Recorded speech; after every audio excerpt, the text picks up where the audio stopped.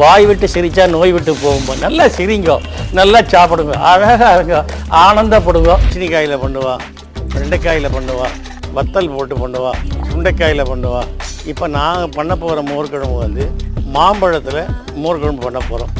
இந்த மோர் குழம்பு இப்போ காலைல ஒரு 10 மணி சரினா நைட்டு சாப்பிடலாமா?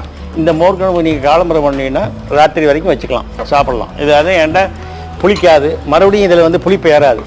இது அடுப்பில் வச்சு சூடு பண்ணியாச்சுன்னா முதல்ல எந்த புளிப்பு இருந்ததோ அதே புளிப்பு தான் ராத்திரி வரைக்கும். இப்போ நம்ம தாளி போடுவோம், தாளி போட்டோடனே இதை சாப்பிட்டா இந்த மாம்பழத்தினுடைய ஃப்ளேவரும் அந்த தயிரினுடைய இதுவும் வெந்தயம் மிளகு ஜீரகத்தினுடைய இதெல்லாம் வந்து சாப்பிட்டா ஆனந்தமாக இருக்கும். ஆனால்